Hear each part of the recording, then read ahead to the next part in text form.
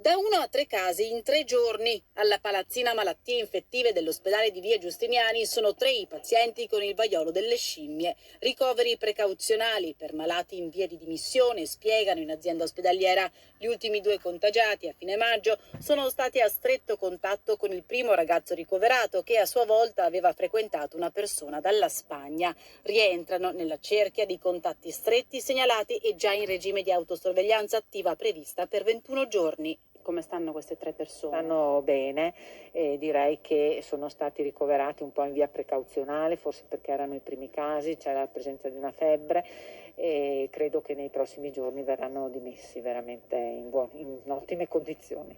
Dal Policlinico spiegano che i contagi potrebbero aumentare, ma che la situazione è sotto controllo. Non ci sono sezioni ad hoc allestite dentro gli infettivi, l'unica cosa è isolare subito gli infetti e monitorare i sintomi, pustole ravvicinate localizzate nel basso ventre attorno alla bocca e febbre. Il contagio avviene pelle a pelle, con un contatto ravvicinato e prolungato in presenza di lesioni, possibile anche con dosi elevate di droplet e scambio di posate. Non c'è nessun allarmismo, non ci deve essere nessuna preoccupazione, è una cosa per noi tutto sommato abbastanza normale, nel senso che siamo abituati a trattare patologie infettive anche ben più gravi e quindi questa viene annoverata tra quelle patologie che trattiamo appunto normalmente. Siamo più preoccupati a volte di trattare tubercolosi piuttosto che questo tipo di patologia. Intanto i laboratori di microbiologia e virologia diretti dal professore Andrea Crisanti diventano nuovamente riferimento regionale H24 per segnalare sintomi sospetti,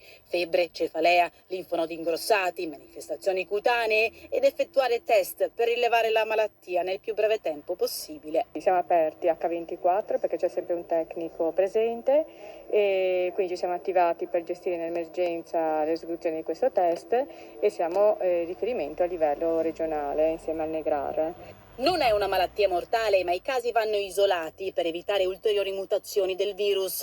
Autosorveglianza attiva a casa, dunque in contatto con il Dipartimento Prevenzione dell'ULSS 6. L'incubazione è di una decina di giorni in media. Chi è vaccinato contro il vaiolo umano riduce a 1/5 la possibilità di contagiarsi, comunque molto bassa se si fa estrema attenzione nell'intimità.